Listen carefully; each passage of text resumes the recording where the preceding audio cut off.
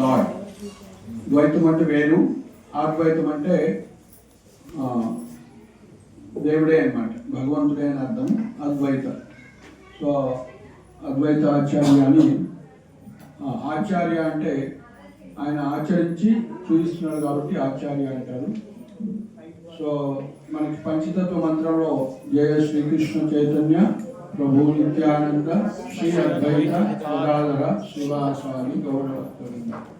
So అద్వైత అని వచ్చింది కదా, శ్రీ అద్వైత అంటే అద్వైత ఆచార్య అని అర్థం అనమాట, ఆయన యొక్క పుట్టినరోజు. సో బయట వాళ్ళకి మన ఇంకొకటి సూర్యుడు యొక్క పుట్టినరోజు కూడా అంటారు, రథ సప్తమి అంటారు. సూర్యుడు వాహనంగా యొక్క సూర్యప్రభ అంటారు. సూర్యుడు వాహనం మీద భగవంతుని ఊరేగిస్తారు. ఆ విధంగా సూర్యుడు పుట్టినరోజు ఈరోజు, అద్వైతాచార్య పుట్టినరోజు. అట్లా శ్రీల భక్తి వికాస స్వామి మహారాజ్ యొక్క ఇస్కాన్లో గురువు అనమాట, ఆయన యొక్క పుట్టినరోజు కూడా ఈరోజు సెలబ్రేషన్ జరుగుతుంది. సో కాబట్టి ఈరోజు మనకి ఎంతో శుభదినము. సో జనవరి 14 వచ్చిన తర్వాత ఈ యొక్క సంక్రాంతి తర్వాత ఇది రథ సప్తమి కూడా ఇంపార్టెంట్ ఫెస్టివల్ అనమాట. జయ జయ శ్రీ చైతన్య జయ నిత్యానంద.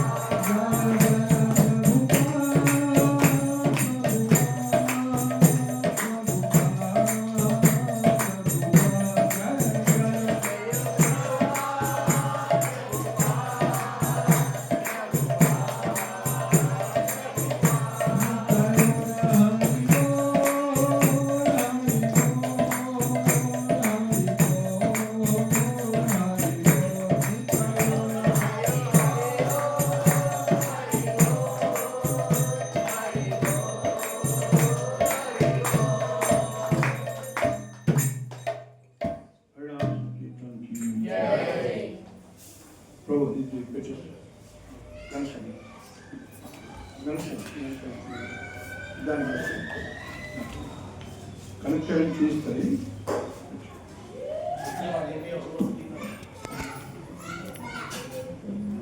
చెప్పిందా కనెక్టెడ్ గట్టి ప్రెస్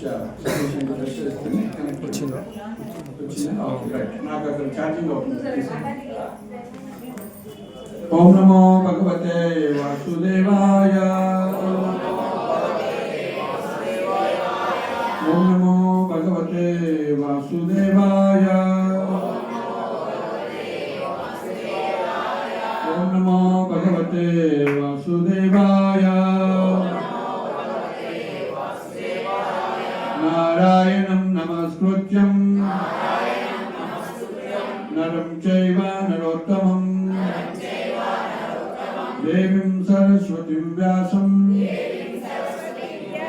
తతో జయం ముదీరయే. అష్టప్రాయేషు అభద్రేషు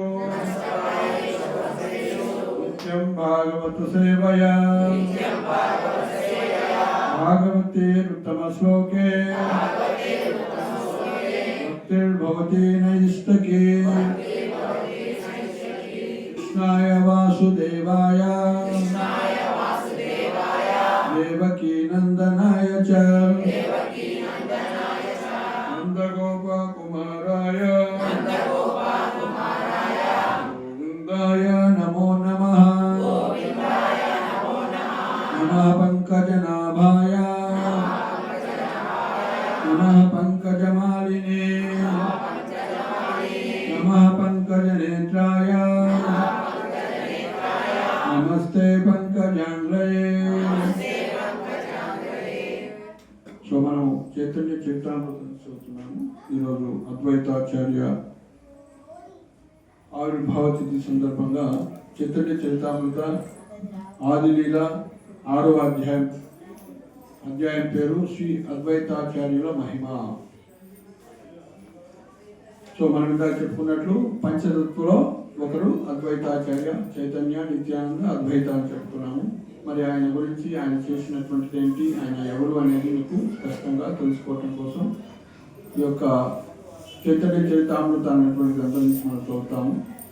చైతన్య చరితామృత గ్రంథాన్ని ఎవరు రచించారు? కృష్ణదాస్ కవిరాజ్ గోస్వామి. ఆయన శ్రీవాస్ ఠాకూర్ అంటే బెంగాల్లో ఉండేవాళ్ళు. నిత్యానంద ప్రభు యొక్క కృప వల్ల ఆయన బృందావనం వెళ్ళారు.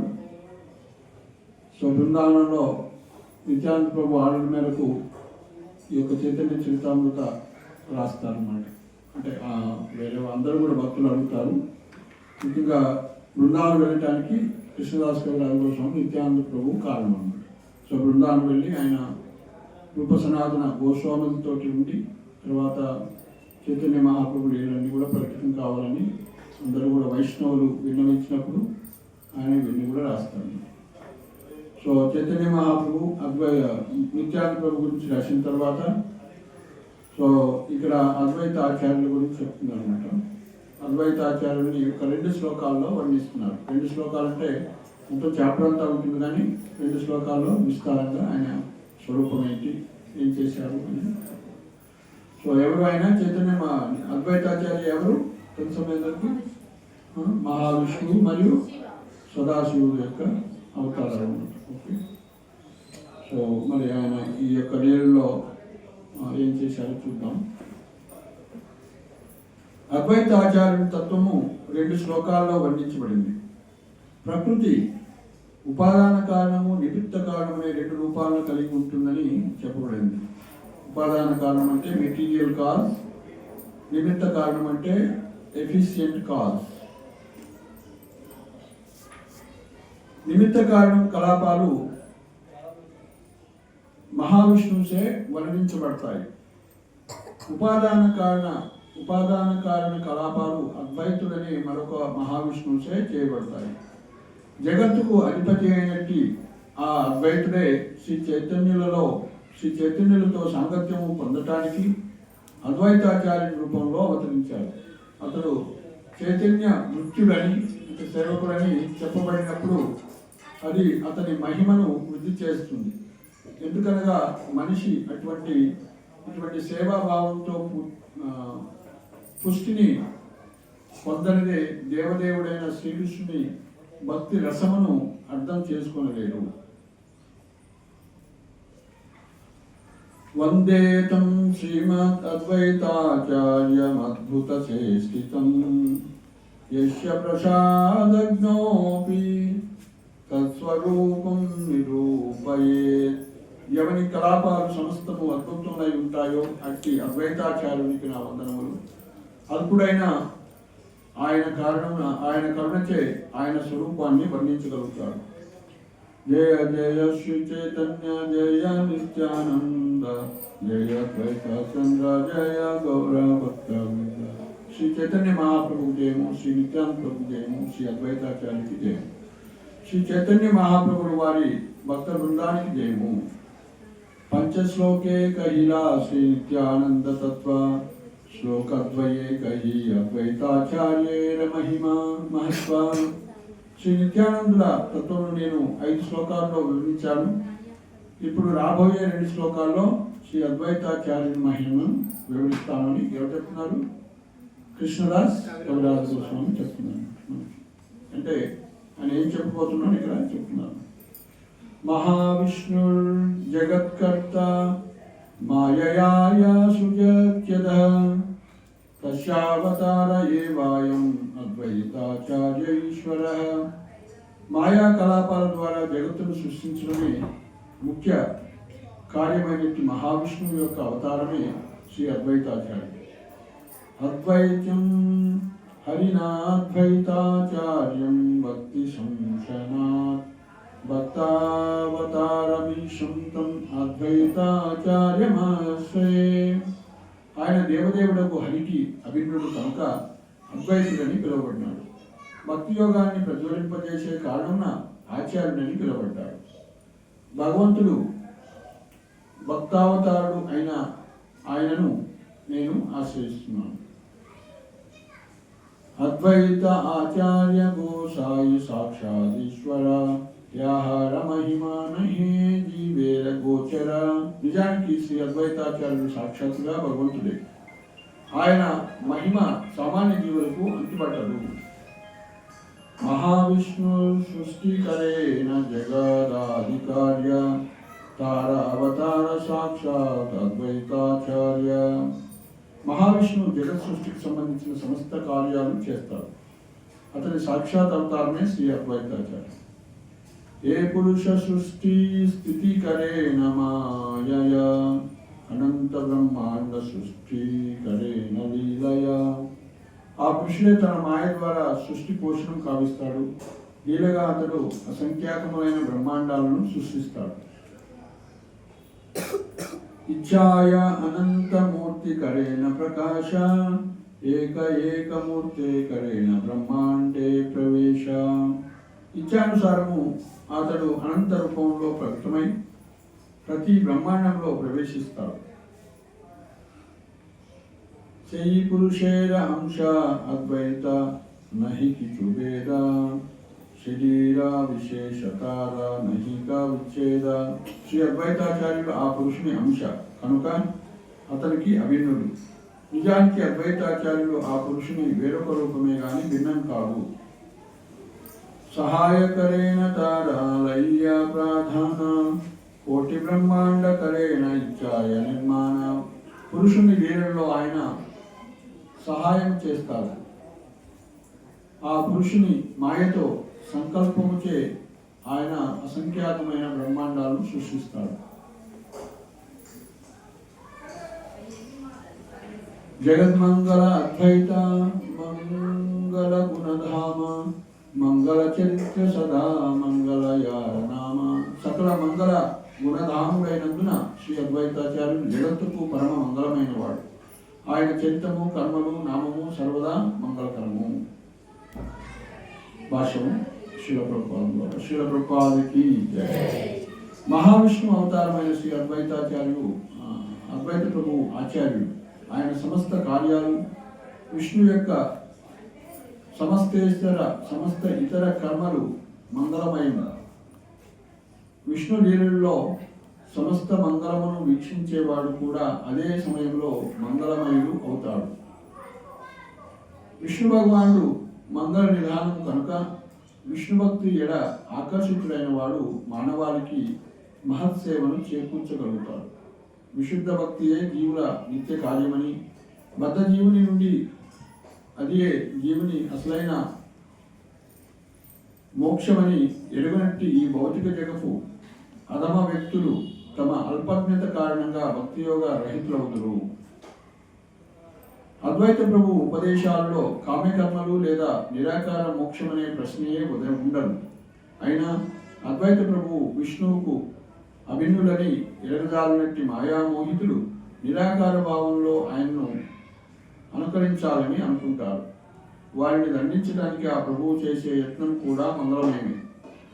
విష్ణువు అతని కలాపాలు ప్రత్యక్షంగా పరోక్షంగా సమస్త మంగళాన్ని చేకూరుస్తాయి. అంటే విష్ణువుచే అనుగ్రహింపబడము విష్ణువుచే శిక్షించబడము రెండూ సమానమే.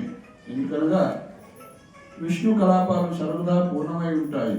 కొందరి అభిప్రాయం అనుసరించి మంగళ అనేది అద్వైత ప్రభు వేరొక నామము. కారణ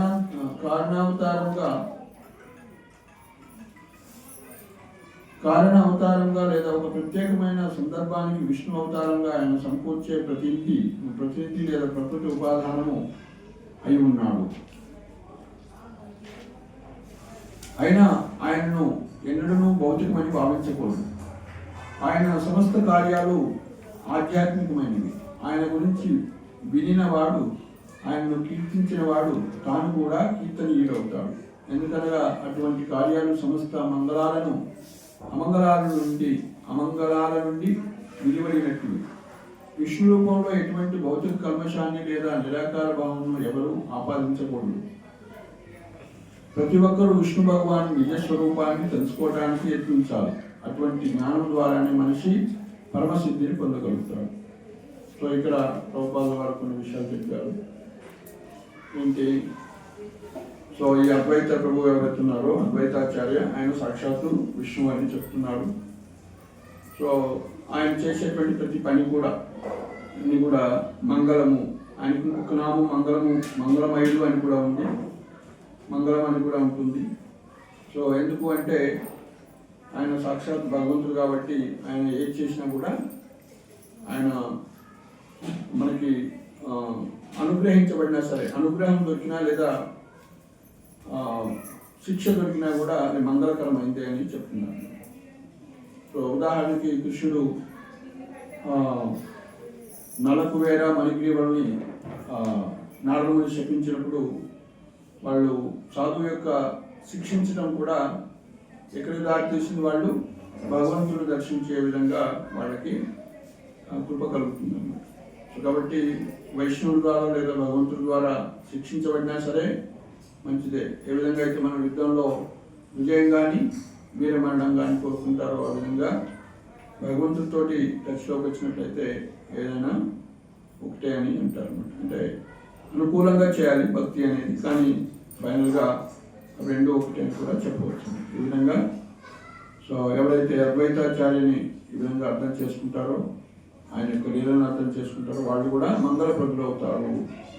వాళ్ళు ఈ లోకానికి ఎంతో సేవ చేసినటువంటి వాళ్ళు మనం చెప్తున్నారు. ఈ లోకానికి ఎంతైనా సేవ చేయగలుగుతారు. మరి ఏంటి ఈ లోకానికి సేవ చేయటం అంటే, ఎవరైతే అజ్ఞానవశాత్తు విశుద్ధ భక్తియే జీవుల నిత్య కార్యమని, అంటే మనం భగవంతుడి యొక్క సేవకులం అని మర్చిపోయి ఉంటాం కదా, సో దానిని గుర్తు చేసేవాడు మనం. విశుద్ధ భక్తియే జీవుల నిత్య కార్యమని, బద్ధ జీవనం నుండి కార్యమని, అంటే బద్ధ జీవనం నుండి అడిగే జీవుని అసలైన మోక్షమని ఎరిగినటువంటి భౌతిక జగపు అధమ వ్యక్తులు తమ అల్పజ్ఞత కారణంగా భక్తి యోగ రహితులు అవుతున్నారు. సో కాబట్టి ఎవరైతే భక్తి లేకుండా ఉంటున్నారో సో వాళ్ళందరికీ కూడా ఈయనేం చేశారు, భక్తుని ప్రదానం చేశారు. ఆయనకి అష్టకం వస్తుందన్నమాట. అద్వైతాచార్య గురించి రాసినటువంటి అద్వైతాష్టకం 8 ప్రేయర్స్ ఉన్నాయన్నమాట. అందులో ఆయన కార్యాలను కూడా చెప్పండి. ఓంకార గర్జనాది అహోరాత్ర సద్గుణం ఆ కృష్ణ రాధికనాద ప్రార్థనాది భావనం ధూపదీపకస్తూరి చంద్రనాదిలేపనం సీతనాద అద్వైత చరణారవిందభాజనం. Roaring like lion and thundering like a monsoon cloud, he prays day and night, O Krishna, O Lord of Radhika. He smears the Saligrama Sila with a paste of sandalwood and musk and offers arati with incense and lamp. I meditate upon the lotus feet of Sri Advaita Acharya, the Lord of Sitale. So, ఆయన ఏం చేస్తారట, ఓంకారాది గర్జనాది అహోరాత్ర సద్గుణం, ఆయన రాత్రి పగలు కృష్ణుని pray చేస్తున్నట. He prays day and night ఏమని, O Krishna, O lord of Radhika అని ప్రార్థన చేస్తూ. ఎందుకు, ఆయన ఈ యొక్క భారతదేశంలో అప్పుడు ఉన్నటువంటి పరిస్థితి ఎలా ఉందంటే, ముఖ్యంగా నవద్వీపంలో అక్కడ స్కాలర్స్ అంతా పండితులు అని అయి ఉన్నారు, కానీ ఎవరు కూడా భక్తులు కావట్లేదు అనమాట. సో తర్కము అన్నీ చేస్తున్నారు, కానీ ఎవరు కూడా భగవంతుడికి శరణాగతి కావట్లేదు అనమాట. అనేకమైనటువంటి అమంగళకరమైనటువంటి కార్యక్రమాల్లో నిమగ్నమై ఉన్నారు.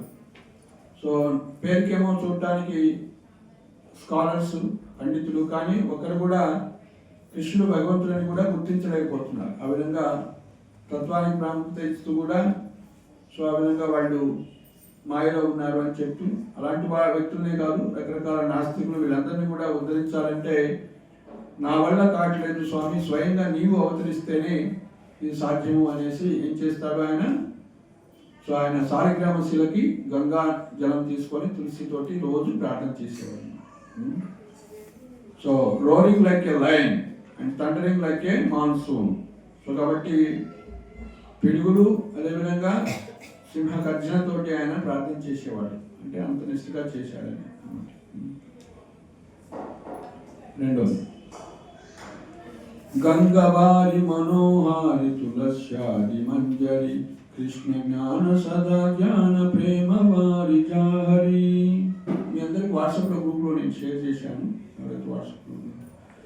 కృష్ణ జ్ఞాన సదా జ్ఞాన ప్రేమ వారి జాంజరి కృపాబ్ధి కరుణనాద భవిష్యతి ప్రార్థనం సీతనాద అద్వైత చరణారవిందభాజనం. He worships the Saligrama Sila with water of the Ganges mixed with tulsi, manjaris and leaves. Tears of love incessantly flow from his eyes as he meditates upon Krishna and sings his glories. He prays to the Supreme Lord, who is an ocean of mercy, to descend to this world. I meditate on the lotus feet of Sri Advaita Acharya, the Lord of Sita Devi. Advaita Acharya యొక్క wife పేరేంటి? సీతాదేవి. కాబట్టి lord of Sitadevi. ఇట్లా ఏం చేస్తుండేవాడు ఆయన. So నవద్వీపంలో వీళ్ళందరినీ ఉద్ధరించాలంటే ఈ యొక్క నాస్తికుల్ని, ఈ తత్వవేత్తల్ని, రకరకాల వ్యక్తులు ఉన్నారు, వాళ్ళందరూ కూడా భక్తిని స్వీకరించట్లేదు. ధ్యాన మార్గం స్వీకరిస్తున్నారు, శుద్ధ భక్తిని స్వీకరించట్లేదు, మాయలో కొట్టుమిట్టాడుతున్నారు. కాబట్టి సో వాళ్ళందరినీ నిరాకారవాదులు, మాయావాదులు వీళ్ళందరినీ కూడా ఉద్ధరించాలంటే సో నా వల్ల కావట్లేదు స్వామి, మీరే వచ్చి స్వయంగా భక్తిని ప్రచారం చేయమని ఆయన చైతన్య మహాప్రభు యొక్క అని రమ్మని ప్రార్థన చేస్తాను. సో కాబట్టి ఈ విధంగా మహావిష్ణువు పిలవటం వల్లనే, అద్వైతాచార్య పిలవటం వల్లనే చైతన్య మహాప్రభు వస్తాడు. ముందు మనకు తెలుసుకున్నాం. సో ఇప్పుడు ఏం జరుగుతున్నామంటే ఆయన సృష్టి, ఆయన యొక్క కార్యం ఏంటో తెలుసుకుంటూ, ఆయన ఎవరో తెలుసుకుంటూ ఉన్నాం అనమాట. కోటి అంశ కోటి శక్తి కోటి అవతార ఏకలయ సుజే పురుష సకల సంసార. కోట్ల కొలది అంశాలతో, శక్తులతో, అవతారాలతో మహావిష్ణువు సకల జగత్తును సృష్టిస్తాడు. మహావిష్ణువు ఏం చేస్తాడట? కోట్ల కొలది అంశాలతో, ఆయన యొక్క శక్తులతో, అదేవిధంగా కోట్ల కొలది అవతారాలతో మహావిష్ణువు సకల జగత్తును సృష్టిస్తాడు. సో మహావిష్ణువు నుంచి కోట్ల కొలది ఆయన యోగ నిద్రలో ఉన్నప్పుడు కోట్ల కొలది బ్రహ్మాండాలు ఉద్భవిస్తాయి. ఆ ప్రతి బ్రహ్మాండంలోకి ఆయనే గర్భోదక సాయి విష్ణువుగా అవతరిస్తాడు. మళ్ళీ ఇంకా క్షీరోదక సాయి విష్ణువు కూడా అవతరిస్తాడు. కాబట్టి కోట్ల కొలది అంశాలతో, అంటే తన అంశతోటి, ఆయన శక్తులతోటి, అవతారాలతో మహావిష్ణువు సకల జగత్తును సృష్టిస్తాడు. మాయాయే దుయి అంశ నిమిత్త ఉపదాన మాయా నిమిత్త హేతు ఉపదాన ప్రధాన పురుష ఈశ్వర ఐచే విమూర్తి హయ్య విశ్వశుద్ధి కరే నిమిత్త ఉపదాన హరయ. మాయా నిమిత్తమనే హేతువు, ప్రధానమనే ఉపదానము అయినందున దానిలో నిమిత్త కారణము, ఉపాదాన కారణం అనే రెండు అంశాలు ఉన్నట్లుగా భగవంతులకు విష్ణువు నిమిత్త ఉపాదాన కారణములతో జగత్తును సృష్టించడానికి రెండు రూపాలను స్వీకరిస్తాడు. నిమిత్త కారణము, ఉపాదాన కారణం. ఇంగ్లీష్లో ఏమంటారు వాటిని? ఇందా చెప్పాను first. Material creation, material cause and efficient cause. Science students బాగా చెప్తుంటుంది, ఫిజిక్స్ వాళ్ళు. సో మెటీరియల్ కాజ్, రెండోది ఎఫిషియంట్ కాజ్.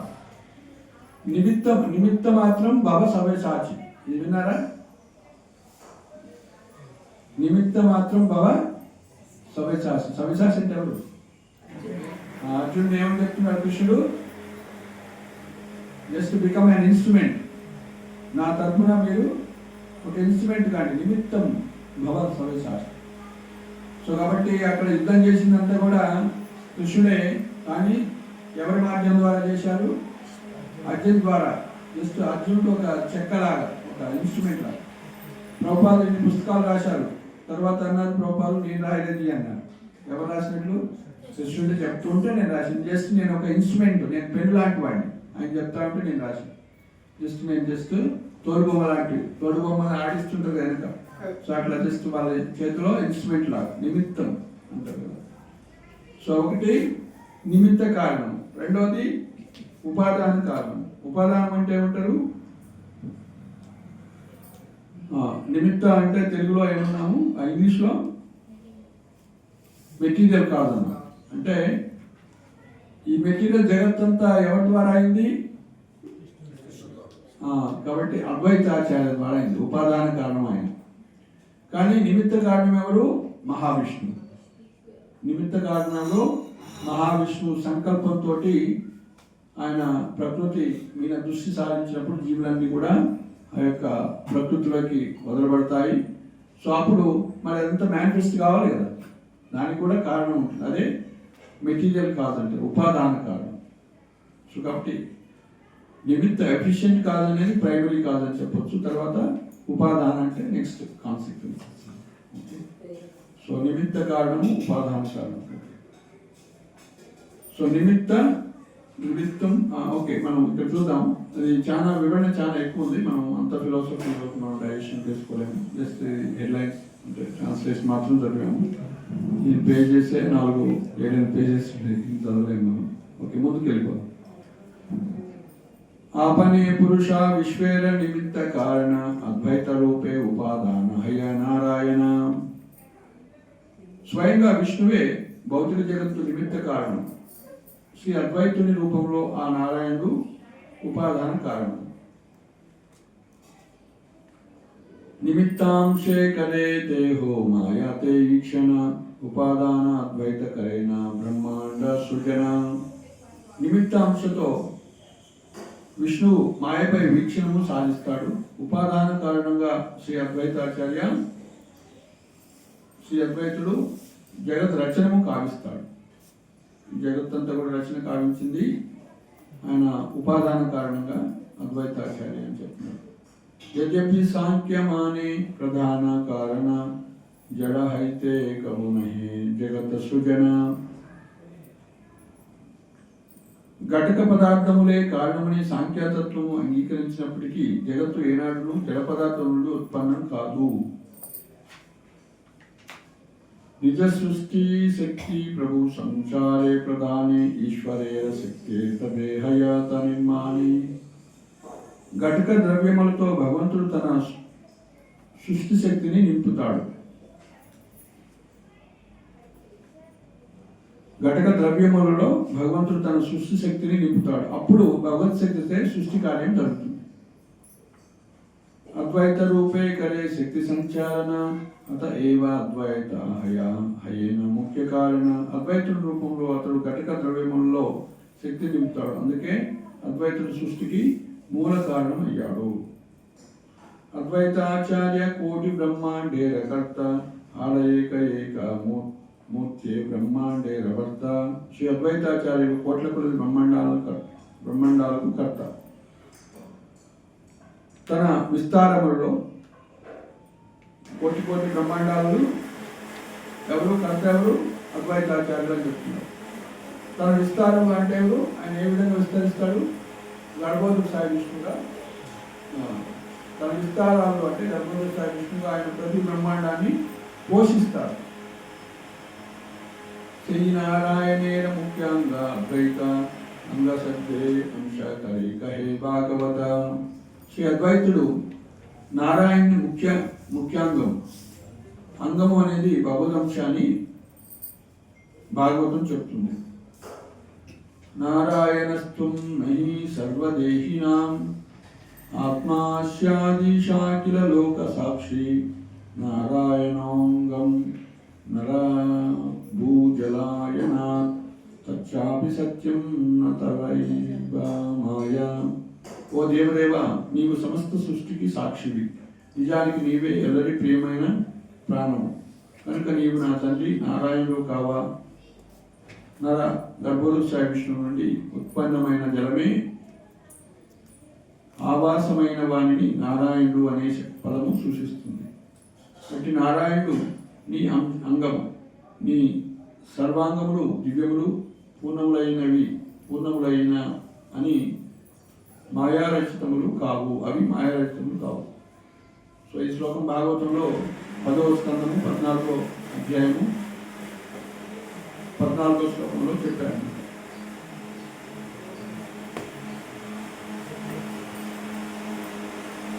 పదవ స్కందంలో 14వ అధ్యాయం ఉంటుంది.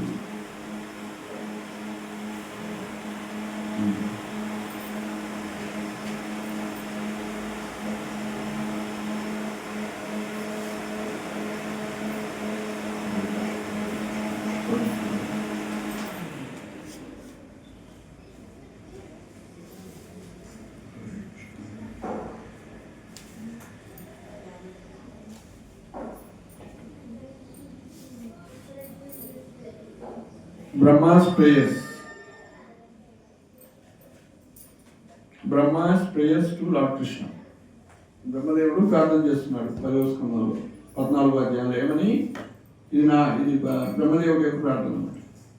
ఓ దేవదేవ, బ్రహ్మదేవుడు చెప్తున్నాడు, నీవు సమస్త సృష్టికి సాక్షివి, నిజానికి నీవే ఎల్లరికి ప్రియమైన ప్రాణము, కనుక నీవు నా తండ్రి నారాయణుడు కావా అని కృష్ణుని అడుగుతున్నాడు అనమాట బ్రహ్మదేవుడు. నర అంటే గర్భోదర సాయి నుండి ఉత్పన్నమైన జలమే ఆవాసమైన వాణిని నారాయణుడు అనే పదము సూచిస్తుంది.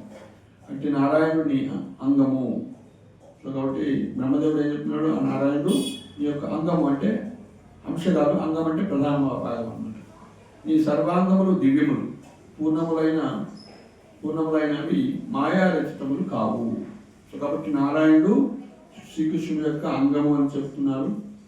సో ఆయన మాయా రచితుడు కాదు అని చెప్తున్నారు. మాయ ద్వారా ఏర్పాటు చేసుకుంటుంది కాదు అని చెప్తున్నారు. మరి ఎవరి నారాయణుడు అంటే ఎవరైతే గర్భోదక సాయి విష్ణువు అంటే నర అంటే గర్భోదక సాయి విష్ణువు నుండి ఉత్పన్నమైన జలంలో ఉన్నవాడిని నారాయణుడు అని అంటున్నాను.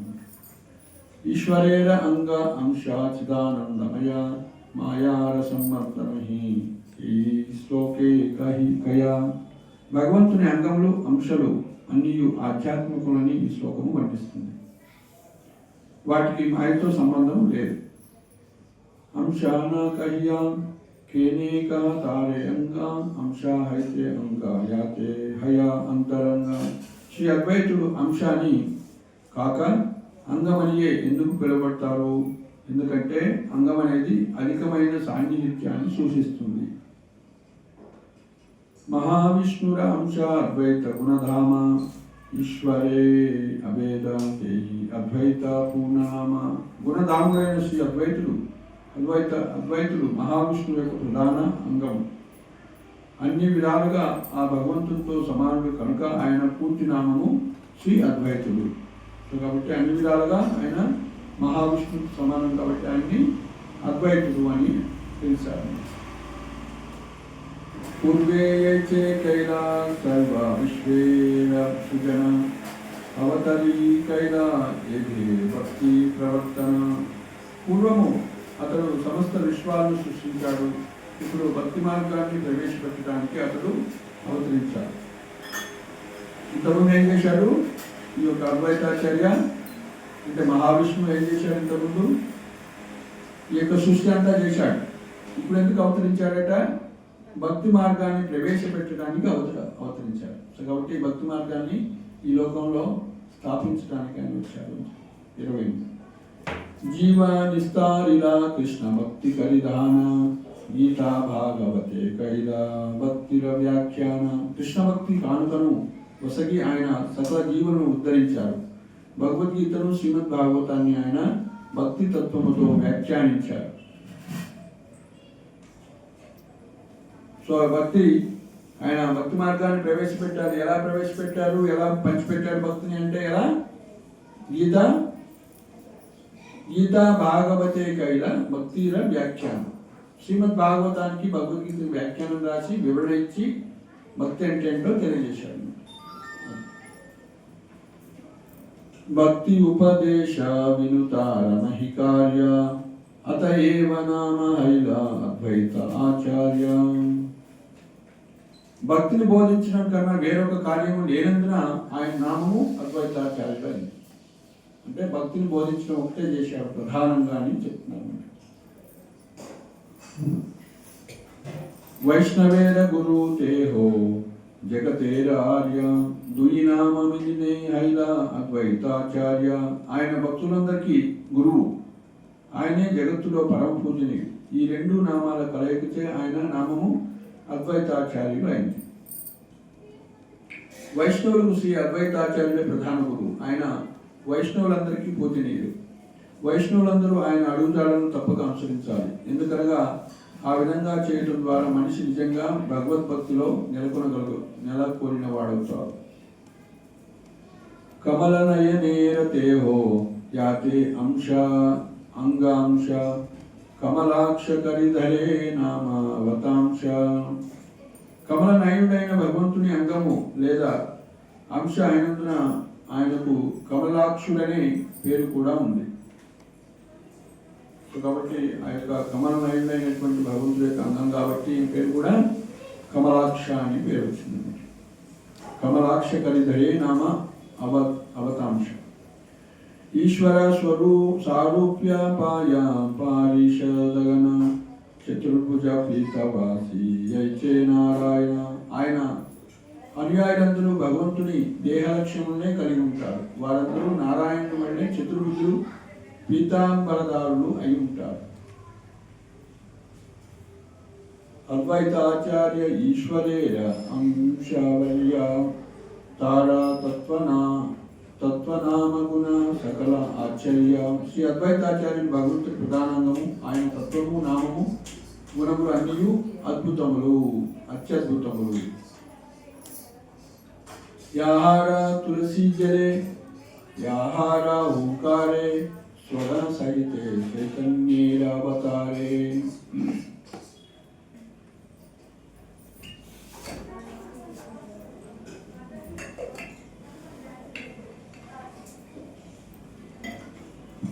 సో ఇది ప్రధానమైనటువంటి శ్లోకం అనమాట. యాహార తులసి జల యాహార ఓంకారే స్వగణ సహితే చైతన్యేర అవతార. ఆయన తులసి దళాలతోనూ గంగా జలాలతోనూ శ్రీకృష్ణుని అర్చించి గొంతెత్తి ఆ దేవదేవుని పిలిచాడు. ఆ విధంగా పార్శ్వలతో కూడిన వారే శ్రీ చైతన్య మహాప్రభుపై అవతరించారు. సో చైతన్య మహాప్రభు ఎందుకు ఎవరు పిలిస్తే వచ్చారట? అద్వైతాచార్య పిలిస్తే వచ్చారు, మనం పిలిస్తే కాదు. సో కాబట్టి ఆయన ప్రధాన కారణం. యార ద్వారా కైల ప్రభు కీర్తన ప్రచార, యార ద్వారా కైల ప్రభు జగత నిస్తార. ఆయన అంటే అద్వైతాచార్య ద్వారానే చైతన్య మహాప్రభు సంకీర్తన ఉద్యమాన్ని ప్రచారం చేసి ఆయన ద్వారానే అంటే అద్వైతాచార్య ద్వారానే లోకాన్ని ఉద్ధరించారు. ఆచార్య గోసాయిర గుణ మహిమాపార జీవ కీట కోతాయ పైవేకతార పార. శ్రీ అద్వైతాచార్యుని గుణ మహిమలు అపారమైనవి. అల్పులైన జీవులు వాటి లోతును ఏ విధంగా తెలుసుకోగలరు? ఆచార్య గోసాయి చైతన్యేర ముఖ్యాంగ హర ఏకాంగ తార ప్రభు నిత్యానంద. శ్రీ అద్వైతాచార్యులు శ్రీ చైతన్యుల ముఖ్య అంగం. శ్రీ చైతన్యుల మరొక అంగము శ్రీ నిత్యానంద ప్రభు. సో కాబట్టి చైతన్య మహాప్రభుకు రెండు ప్రధానమైనటువంటి చైతన్య మహాప్రభు భక్తిలత ట్రీ, భక్తిలత చెట్టు మనం చెప్పుకుంటాం కదా. సో చైతన్య మహాప్రభు భక్తి ట్రీ అయినట్లయితే, భక్తిలత అయినట్లయితే, భక్తి చెట్టు లాంటి వాడు అయినట్లయితే రెండు ప్రధానమైనటువంటి కొమ్మలు ఎవరంటే అద్వైతాచార్య మరియు నిత్యానంద ప్రభు. నిత్యానంద ప్రభు మరియు అద్వైతాచార్య. ప్రభురూపాంగ శ్రీవాసాది భక్తిగణ హస్తముఖ నేత్రంగ చక్రాద్యస్త్ర సమా. శ్రీవాసాది భక్తులు అంటే చైతన్య నిత్యానంద అద్వైత గదాధర్ శ్రీవాసాది భక్తులు శ్రీ చైతన్యలో ఉపాంగాలు అంటే సబ్ బ్రాంచెస్ అంటున్నారు. వారు ఆయన హస్తములు, ముఖము, నేత్రములు, శంఖ చక్రాది ఇతర ఆయుధముల వంటి వారు అని చెప్తున్నారు. సో శ్రీవాస్ ప్రభు ఇట్లాంటి వాళ్ళంతా ఎవరంట? హస్తాలు, ముఖము, నేత్రాలు, ఒక్కొక్క అంశాలు అని చెప్తున్నారు. చక్రాది, శంఖ చక్రాది ఇతర ఆయుధములు అంటే. ఏ సబాలయ్యా చైతన్య ప్రభుర విహార ఏ సబాలయ్యా కరేన వంచిత ప్రచార. వారందరితో కలిసి శ్రీ చైతన్యులు లీలను కావించారు. వారితో కూడి ఆయన తన కార్యాన్ని విస్తరింపజేశారు. మాధవేంద్ర పురిరయిహో శిష్య ఏయి జ్ఞానే ఆచార్య గోసాయి రే ప్రభు కరిమానే గురు కరిమానే. ఆయన అంటే అద్వైతాచార్యులు శ్రీ మాధవేంద్ర పురి శిష్యుడు అని తలుస్తూ శ్రీ చైతన్యులు ఆయనను గురువుగా భావించి అనుసరించేవారు. సో అద్వైతాచార్య చైతన్య మహాప్రభు యొక్క గురువు ఎవరు తెలుసా? చైతన్య మహాప్రభు గురువు చూడండి, మళ్ళీ చదువుతున్నాను. ఓకే, ఇందులో చెప్పలేదు. ఆయన అంటే అద్వైతాచార్యులు శ్రీ మాధవేంద్రపురి యొక్క శిష్యుడు అని తలుస్తూ శ్రీ చైతన్యులు ఆయనను గురువుగా భావించి అనుసరించేవాళ్ళు. సో మాధవేంద్రపురి యొక్క శిష్యుల్లో అద్వైతాచార్య, నిత్యానంద ప్రభు, ఇంకా చైతన్య మహాప్రభు గురువు అనేటువంటి ఎవరు? ఈశ్వరపురి కూడా మాధవేంద్రపురి శిష్యులు అన్నమాట. సో కాబట్టి నిత్యానంద ప్రభు మరియు అద్వైతాచార్య ఈశ్వర్పూరి యొక్క గాడ్ బ్రదర్స్, సమకాలికులు. సో కాబట్టి తన గురువు యొక్క సమకాలికులను ఏమనుకోవాలి, గురువుతో సమానంగా భావించాలని ఏం చేసేవాడు చైతన్య మహాప్రభు. భగవంతుడు అయినప్పుడు కూడా ఆయన్ని గురువుగా భావించేవాడు. చైతన్య మహాప్రభు అద్వైతాచార్యుని తండ్రి సమానంగా, గురువు సమానంగా భావించేవాడు. కానీ చైతన్య మహాప్రభు ఇలా చేస్తుంటే అద్వైతాచార్యుడికి బాధ వేస్తున్నాడు. అరే భగవంతుడు నన్ను, ఆయన ప్రధాన మెయిన్ కదా, సో కృష్ణుడు నన్ను గురువుగా భావించడం బాగలేదని ఆయనకు బాధ వేసింది. తర్వాత ముందు వస్తుంది, చూద్దాం ఏం జరుగుతుందా. సో భాష్యం, మధ్వాచార్యుల పరంపరలో శ్రీల మాధవేంద్రపురి ఒక ఆచార్యుడు. మాధవేంద్రపురి ఎవరంట, ఏ సంప్రదాయంలో కనెక్ట్ అయి ఉన్నారు, మధ్వాచార్య సాంప్రదాయం.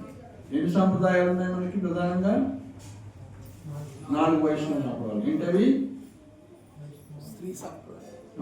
శ్రీ సాంప్రదాయం, ఇంకా ఏముంది, గౌడీ ఆడొచ్చింది, అసలు గౌడీ పేరు అప్పుడే ఆడొచ్చింది. రెండవది మధ్వ సాంప్రదాయం, శ్రీ సాంప్రదాయం తర్వాత బ్రహ్మ సాంప్రదాయం, బ్రహ్మ సాంప్రదాయం. మూడవది రుద్ర సాంప్రదాయం, నాలుగవది కుమార సాంప్రదాయం. సో ఈ విధంగా 4 వైష్ణవ సాంప్రదాయాలు ఉన్నాయని ఎక్కడ చెప్పారు, పద్మ పురాణంలో చెప్పారు. సో మొదటి సాంప్రదాయం ఏంటి, శ్రీ సాంప్రదాయం. శ్రీ అంటే లక్ష్మీదేవి. సో భగవంతుడి గురించి ఏం తెలుసుకోవాలంటే ఎవరిని అప్రోచ్ చేయాలట, లక్ష్మి. లక్ష్మి కన్నా ఎవరికన్నా ఎక్కువ తెలుస్తుందా, తెలియదు. కాబట్టి లక్ష్మీదేవి ఆచార్యురాలు. ఆయన యొక్క శిష్యులు, లక్ష్మీదేవి యొక్క శిష్యులు ఎవరు మరి, పరంపరలో, వాళ్ళ పరంపరలో, శ్రీ సాంప్రదాయంలో ఉన్న పరంపర తెలియదా మీకు, లక్ష్మీదేవి శిష్యులు ఎవరు, సంప్రదాయం చెప్పాలి కదా వాళ్ళు. లక్ష్మీనాథ సమారంభం అంటారు కదా, సీతారామ సమారంభం, లక్ష్మీనాథ సమారంభం, 2 తెగలు ఉన్నాయి అందులో. శ్రీ సాంప్రదాయంలో సీతానాథ సమారంభం, లక్ష్మీనాథ సమారంభం. లక్ష్మీనాథం నుంచి స్టార్ట్ అయినటువంటి పరంపరలో లక్ష్మీదేవి ప్రధానాచార్యులు. తర్వాత ఎవరు, విశ్వక్షేణుడు. విశ్వక్షేణుడు ఆచార్యుడు. ఆయన సాక్షాత్ భగవంతుడి యొక్క ఆల్మోస్ట్ ఆల్ భగవంతుడే. వైకుంఠాన్ని మొత్తం మెయింటైన్ చేసేది, మీటింగ్స్ అన్ని ఏర్పాటు చేసేది, వైకుంఠాన్ని నడిపించేది విశ్వక్షేణుడు. విశ్వక్షేణుడు తర్వాత ఎవరున్నారు శిష్యులు, 12 మంది ఆళ్వార్లు ఉన్నారు. మీకు తెలియదు అసలు, మీకు తెలుసుకోకుంటే మీరు గురు పరంపర ఐడిసి కోర్స్ చేసిన వాళ్ళు ఇవన్నీ చెప్తారు కదా, 4 సంప్రదాయాలు. సో 12 మంది గోస్వామి, 12 మంది ఆళ్వార్లు అంటారు. మన దాంట్లో గోస్వాములు అని ఉంటారు, 6 గోస్వామిస్. వాళ్ళ దాంట్లో శ్రీ సాంప్రదాయంలో 12 మంది ఆళ్వార్లు ఉంటారు. ఎవరు, వాళ్ళ పేర్లేంటి, నమ్మాళ్వారు ఒకటి కరెక్ట్, ఇంకా మొదలు కవి ఆళ్వారు, ఇంకా భీష్ముడు శ్రీ సాంప్రదాయం కాదు, అది వేరు. అది 12 మంది మహాజనులు అంటారు, కులశేఖర ఆళ్వారు. ఇంకా ఆండాల్. ఆండాల్ అంటే తెలిసి ఎవరు, గోదాదేవి. మొన్నటి వరకు మాఘమాసం ధనుర్మాసం పాటించారు కదా. అంటే శ్రీ సాంప్రదాయంలో 12 మంది అలా ఉన్నారు ఆళ్వాళ్ళు, ప్రధానమైనటువంటి భక్తులు. వాళ్ళు ఎలాంటి వాళ్ళు అంటే కృష్ణుడి యొక్క, భగవంతుడి యొక్క కన్ను, శంఖము, చక్రము, చేతులు లాంటి వాళ్ళు, అట్లా ధనస్సు, వాళ్ళ యొక్క ఆయుధాలు లాంటి వాళ్ళు, వాళ్ళ యొక్క ప్రధానమైనటువంటి అంగాలు లాంటి వాళ్ళు అన్నమాట. సో అందులో పోయిగై ఆళ్వార్, పూదత్త ఆళ్వార్, తిరుమంగై ఆళ్వార్, తిరుమలశై ఆళ్వార్, నమ్మాళ్వార్ ప్రధానమైన వాళ్ళు. అట్లా పెరియ ఆళ్వార్, గోదాదేవి వాళ్ళ నాన్న పేరు పెరియ ఆళ్వార్, అంటే గరుడదేవుడి యొక్క అవతారం అనమాట. సో గరుడే, అట్లే గోదాదేవి, ఇట్లా 12 మంది. పోయిగై, పేయి, పూదత్త, తిరుమోజి సాయి, సో నమ్మాళ్వార్, కూరత్త ఆళ్వార్, ఆయన 12 మంది. సో ఈ విధంగా 12 మంది ప్రధానమైనటువంటి ఆళ్వార్. తర్వాత ఆళ్వార్ల తర్వాత ఎవరున్నారు సంప్రదాయంలో, శ్రీ సంప్రదాయంలో ఆచార్యులు, యమునాచార్య ప్రధానమైనటువంటి ఆళ్వార్. ఆయన కన్నా ముందు నాదముని, నాదముని తర్వాత యమునాచార్య, యమునాచార్య తర్వాత రామానుచార్య ప్రధానమైనటువంటి ఆచార్య. రామానుచార్య ఎవరు, ఆయన సాక్షాత్తు భగవంతుడు అన్నమాట. భగవంతుడి యొక్క అంటే రామ అనుజ అంటే ఎవరు, లక్ష్మణుడు. లక్ష్మణుడు అంటే బలరాముడు, అంటే ఆదిశేషుడు. భగవంతుడు విష్ణు అవతారం కూడా భగవంతుడు అన్నమాట. సో కాబట్టి సో ఒక్కోసారి భగవంతుడు సాంప్రదాయంలో వచ్చి ఆ సాంప్రదాయాన్ని పటిష్టం చేస్తాడు, ఇంకా బలోపేతం చేస్తాడు. సో కాబట్టి రామానుజాచార్యగా ఆయన వచ్చి ఆ సాంప్రదాయాన్ని మళ్ళీ కీర్తి ప్రతిష్టలను తెచ్చి బలోపేతం చేస్తాడు, స్ట్రాంగ్గా పునాదులు మళ్ళీ వేస్తాడు. సో అట్లనే సో ఆ విధంగా రామానుజ సాంప్రదాయంలో ఇంకా ఆచార్యులు ప్రజెంట్కి కూడా, అందుకే రామానందీస్. సో ఈ రామానుజ సాంప్రదాయంలో 2 తెగలని చెప్పుకున్నాం కదా, ఎవరు వాళ్ళు? ఒకటి రామానందీస్, రెండోది రామానుజాస్. రామానుజాస్ అంటే రామానుజాచార్యుని ఫాలో అయ్యారు. రామానందీస్ అంటే ఉత్తర భారతదేశంలో ఏ విధంగా అయితే లక్ష్మణుడు రామానుజ ఆచార్యగా వచ్చాడో, రాముడు సాక్షాత్తు ఆచార్యుడిగా వచ్చాడు. ఏ ఆచార్యుడిగా? రామానందాచార్యగా వచ్చాడు.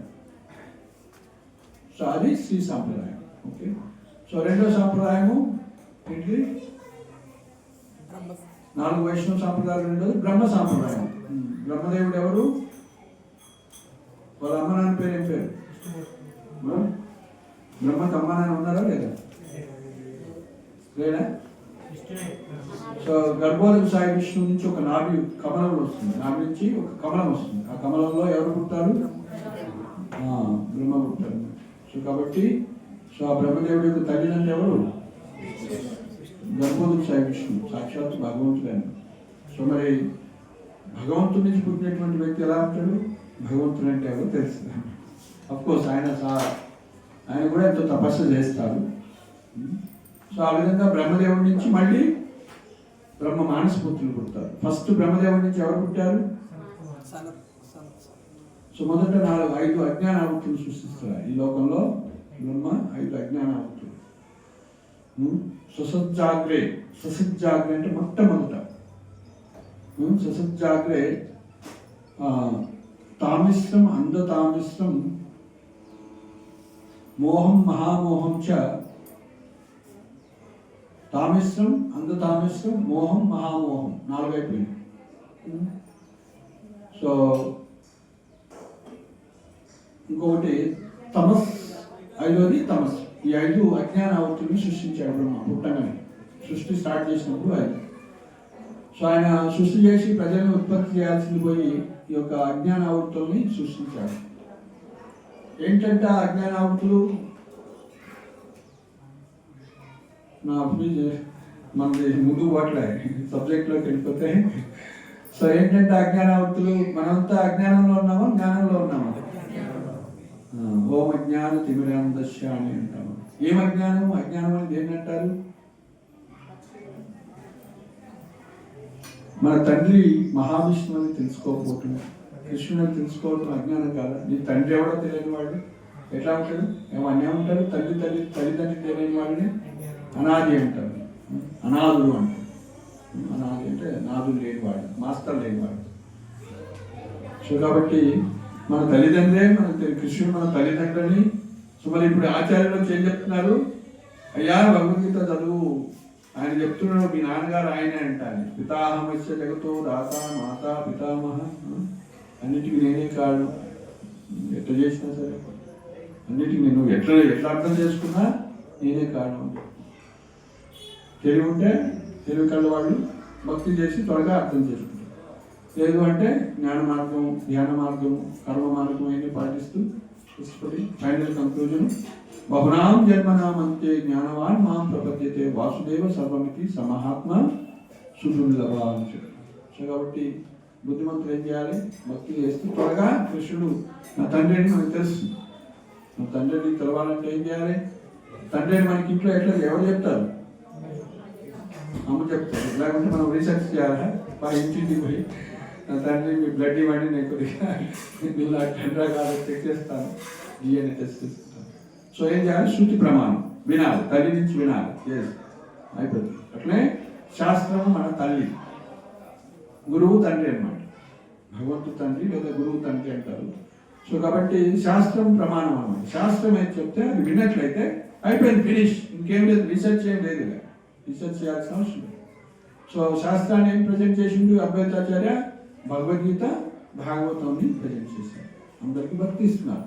సో కాబట్టి భగవద్గీత మనం వింటే అరే నేను కృష్ణుడు అంశని, మన శరీరం కాదు ఆత్మ, పరమాత్మ భగవంతుడి యొక్క అంశ.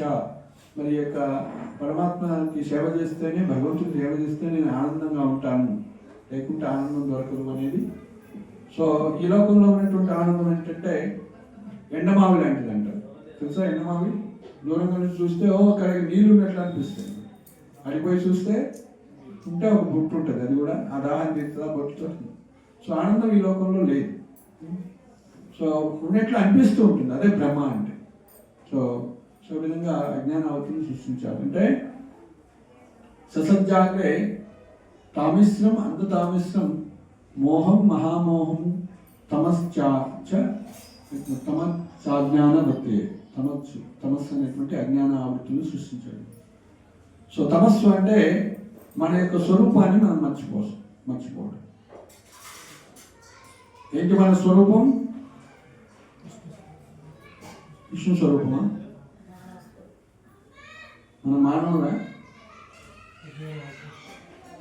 దేవత కాదా? మనం జంతువు కాదా? అనేక సార్లు దేవతలై పుట్టాము, అనేక సార్లు మానవులై పుట్టాము, అనేక సార్లు జంతువులై పుట్టాము, అనేక సార్లు ఏ విధంగా పుట్టాము మనకు తెలియదు. నేను ఏ కూర వేసుకొని తిన్నామే గుర్తులేదు, పోయిన జన్మలో మనం. సో కాబట్టి ఒకసారి ఇంద్రుడు పందై పుడతాడు. గురువు గారికి బృహస్పతికి అపరాధం చేస్తే పందై పుడతాడు.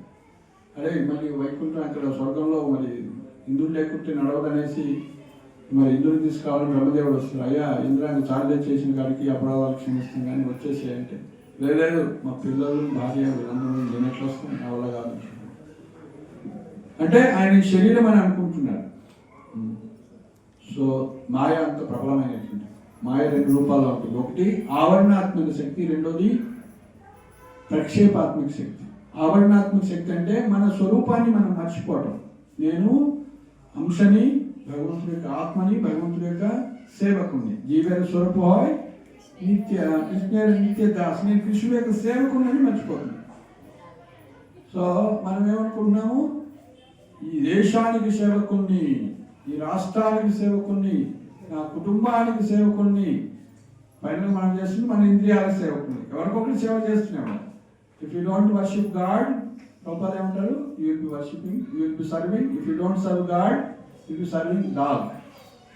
సో కొంతమంది డాగ్లు పొద్దున్నే తీసుకొని పోతారు. అవి మలమూత్రాలు విసర్జన చేస్తే కొన్ని దేశాల్లో ఫైన్ ఉంటుంది అన్నమాట, ఇమీడియట్ క్లీన్ చేయాలి.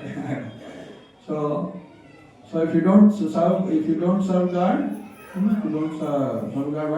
Serving dog. సో అలా ఎవరికి సేవ చేయకుండా మనం ఉండలేము. అది మన స్వరూపం. మనము జీవులము, సేవకులు అన్నమాట. భగవంతుడు మాస్టర్, మనము సేవకులు. సో ఇప్పుడు మనం ఏం చేస్తున్నాము? సొసైటీని సెలెక్ట్ చేసుకుంటున్నాము, కుటుంబాన్ని సెలెక్ట్ చేసుకున్నాము, మానవుని సెలెక్ట్ చేసుకున్నాము, జంతువుని సెలెక్ట్ చేసుకున్నాము, ఇంకోటి సెలెక్ట్, భగవంతుని సెలెక్ట్ చేసుకోవచ్చు. మన స్వరూపం ఏంటి? భగవంతుని సెలెక్ట్ చేసుకుంటేనే ఆనందంగా ఉంటాం. నువ్వు దేవత. ప్రభుపాద అంటారు, మహాత్మా గాంధీ ఎంత సేవ చేశాడు దేశానికి? క్యామిలా అనుకో. అంటే ఈ లోకంలో ఎవరిని నువ్వు సాటిస్ఫై చేయలేదు, భౌతికంగా సాటిస్ఫై చేయలేదు. సో కాబట్టి మనము భగవంతుడి యొక్క సేవకులు. భగవంతుడిని కృష్ణ చైతన్యాన్ని ఇస్తూ వాడి అజ్ఞానాన్ని తొలగించగలిగితే అది నిజమైనటువంటి సేవ, top most service, highest welfare activity. మీ అమ్మ నాన్నని గుర్తించడం, తల్లిదండ్రుల దగ్గర తీసుకోవటం గొప్ప, లేకపోతే వాడికి కావాల్సింది ఇస్తామనటం గొప్ప. రోజుకో ఐటమ్ ఇస్తామంటే వాడు ఇస్తాడు, మళ్ళీ అంటాడు. ఆకలి అన్నం పెడితే మళ్ళీ కావాలంటాడు, ఏది ఇచ్చినా మళ్ళీ పాడేసుకుంటాడు, మళ్ళీ ఇంకా కావాలి అంటే సమస్యలు వస్తూనే ఉంటాయి. కానీ తల్లిదండ్రులు లేకపోతే పిల్లలకి ఏ సమస్య ఉంటుంది. సో కాబట్టి ఇప్పుడు మనం ఏం చేశాము?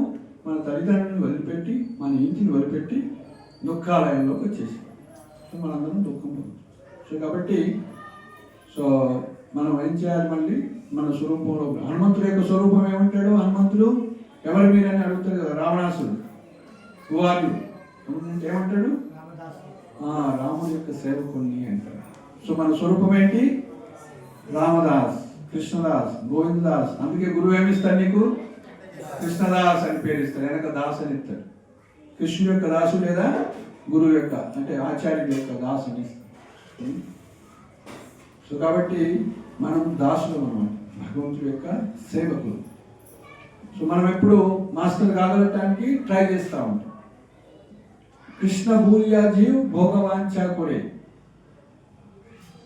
మనం అనుకుంటాము ఖమ్మానికి ఇన్ఛార్జ్ కావాలి, ఖమ్మానికి నేను టాప్ పర్సన్ కావాలి, లేకుంటే ఈ రాష్ట్రానికి అధిపతిని కావాలి, ఈ దేశానికి అధిపతిని కావాలి, ఈ భూమండలానికి అధిపతిని కావాలని ప్రతి వాడికి కోరికుంది. ఉందా లేదా? ఉంది కాబట్టి ఇక్కడ ఉన్నాం, ఖచ్చితంగా ఉంది. లేదు నేను భగవంతుని శరణాగతి అని భగవంతుడు నన్ను భూలోకాన్ని చూసుకోమని అంటే భగవంతుడు ప్రతినిధిగా వ్యవహరిస్తాం. పాండవులు ఏం చేశారు? అర్జునుడు ఏమంటే యుద్ధం చేయమంటూ అయ్యో ఈ యుద్ధం ఏంటి, రక్తపాతం ఏంటి, నాకొద్దు, కిన్నో రాజ్యేన గోవింద ఏంది, వీళ్ళందరూ చంపడం ఏంటి, రాజ్యం కోసం అనాలి కాదు, అది వైష్ణవం ఆయన స్వభావం. వీళ్ళందరూ చంపడం, మా తాతలు తండ్రులు ఫ్యామిలీ కోసం వీళ్ళందరూ చంపడం ఏంటి, నేను రాజ్యం కోసం నాకొద్దు. సో ఫైనల్గా ఏం చేస్తుంది? మళ్ళీ నువ్వు చంపకుంటే నేను ఆల్రెడీ చంపేశాను వాళ్ళని చూపించిన తర్వాత చంపుతాను, నిమిత్త మాత్రం వ్యవసాయం. సో కాబట్టి ఆయన ధర్మం కోసం యుద్ధం చేశాడు, కృష్ణుడి కోసం యుద్ధం చేశాడు. సో కాబట్టి పాండవులు కృష్ణుడు వెళ్ళిపోయారని తెలుసుకున్న తర్వాత ఈ లోకం నుంచి ఏం చేసిండు?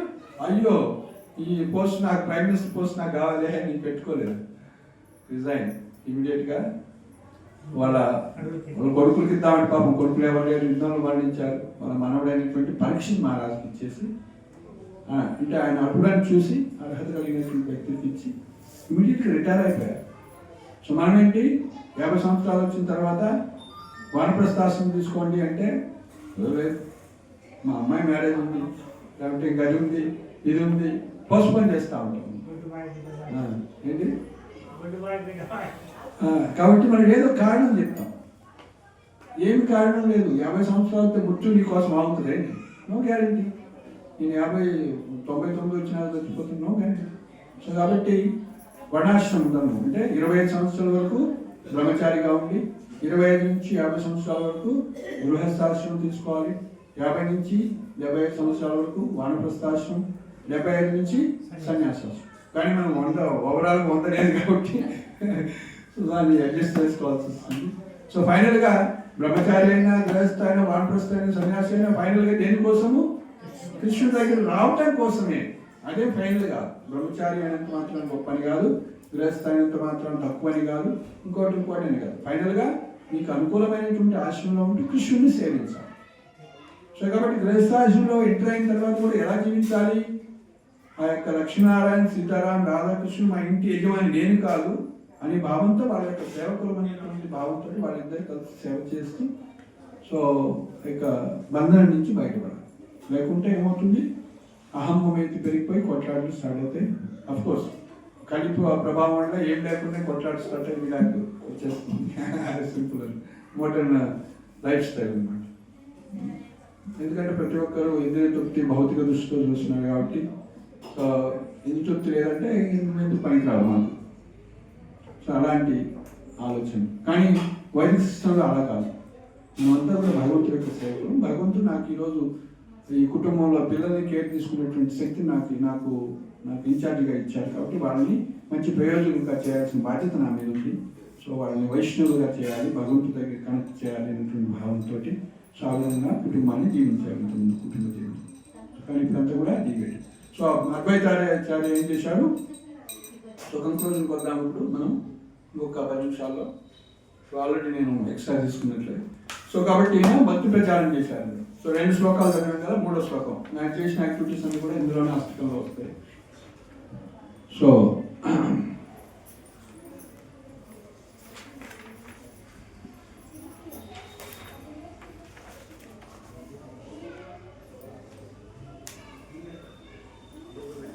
ముహుర్ముహుర్ కృష్ణ కృష్ణ కృష్ణ ఉచ్చైశ్వరే గాయతాం అహేనాద జగత్తాత మమ దృష్టి గోచరం ద్విభుజ కరుణానాద దియతాం సుదర్శనం సీతనాద ద్వైత Charanaravinda భాజనం. Again and again he loudly sings the names of Krishna, praying to him, "O my Lord, deliver of the universe. O my Lord, deliverer of the universe, please manifest your exceedingly merciful two-armed form in my vision." So నా దృష్టికి అవపడు అని ప్రార్థన చేస్తున్నాను, నాకు దర్శనం ఇవ్వమని ప్రార్థన చేస్తున్నాను. Please award me proper vision. I meditate upon the lotus feet of Sri Advaita Acharya, the Lord of Sita. Sri Advaita Pradhanarda, Sri Advaita Pradhanarda Jagannatha Alayam, Sachi Matur Garbhanarda Chaitanya Karunamayam, Sri Advaita Sangaranga Kirtana Vilasanam, Sita Nada Advaita Charana Ravinda Bhajanam. Due to the prayers of Sri Advaita Acharya, Sri Chaitanya appeared in the house of Jagannatha Mishra in the womb of Sachi Devi, Mother Sachi. In order to enjoy the association of Sri Advaita, Sri Chaitanya sang the holy name of Lord congregationally and danced with the devotees. I meditate upon the lotus feet of Sri Advaita Acharya, the Lord of Sita Devi. Advaita Charanara Vinda Jnana Dhyana Bhavanam Sada Advaita Pada Padma Renu Rasidasanam Dehi Bhaktim Jagannatha Rakshamam Abhanjanam Shitanada Advaita Charanara Vinda Bhajanam. The lotus feet of Sri Advaita are the goal of my knowledge and object of meditation. I always keep the dust of his lotus feet on my head. ఎవరు ప్రార్థన చేస్తున్నారు? ఇది సార్వభౌమ భట్టాచార్య. ఇక్కడ ఫస్ట్లో రాశారు శ్రీల సార్వభౌమ భట్టాచార్య. అంటే చైతన్య చిత్తామృతలో చైతన్య లీలలో సార్వభౌమ భట్టాచార్య అంటే బృహస్పతి యొక్క అవతారం. సో ఆయన చైతన్య మహాప్రభుని సాక్షాత్తు భగవంతుని అర్థం చేసుకొని సో విధంగా ఈ చైతన్య మహాప్రభు అసలు కారణం రావడానికి కారణం అద్వైతాచార్య అని, అద్వైతాచార్య గురించి అలాంటి అద్వైతాచార్యుని మెడిటేషన్ చేస్తున్నారని ఆయన ప్రార్థన చేస్తున్నాను. ఎవరు? సార్వభౌమ భట్టాచార్య అంటే Brihaspati. I always keep the dust of his lotus feet on my head. O my Lord, please bestow devotional service upon this unworthy soul and protect him. I meditate upon the lotus feet of Sri Advaita Acharya, the Lord of Sachi Devi. Sarvadhata Sitanada Praneshwara Sadgunam Ye Japanti Sitanada Pada Padma Kevalam Diyatam Karunanada Bhakti Yoga Takshanam Sitanada Advaita Charana Ravinda Bhajanam. Sri Advaita, the Lord of Sita Devi, is the bestower of all benedictions and perfections, and he is the Lord of my life. That most merciful Lord immediately bestows bhakti upon those who meditate exclusively upon his lotus feet. I meditate upon the lotus feet of Sri Advaita Acharya, the Lord of Sita Devi. Sri Chaitanya Jaya Advaita Nityananda Karunamayam Eka Anga Tridhamurtika Kasoradi Sadhavaram Jivatrana Bhakti Jnana Bhunkaraji Garjanam Sitanada Advaita Charana Ravinda Bhajanam. All glories to Sri Advaita along with Sri Chaitanya and the most merciful Nityananda Prabhu. They are all one, but in three different forms, depicting the different phases of life, like adolescence, etc. Sri Advaita roars and thunders in order to deliver the living entities by giving them transcendent knowledge and pure devotional service. I meditate upon the lotus feet of Sri Advaita Acharya, the Lord of Sita Devi. Dina hina nindakadi prema bhakti dayakam sarvadhata sitanada shanti puranayakam ragaranga sanga dosha karma yoga mokshanam sitanada advaita charana ravinda bhajanam. He bestows loving devotion service upon the lowly, mean, blasphemous and other such fallen people.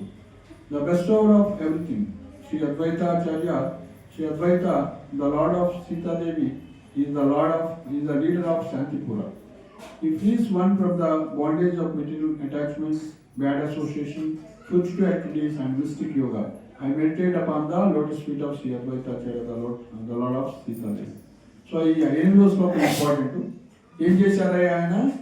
దీనహీన నిందకాది ప్రేమ భక్తి దాయకం. దీనులకి హీనులకి, హీనులు అంటే ఎవరు?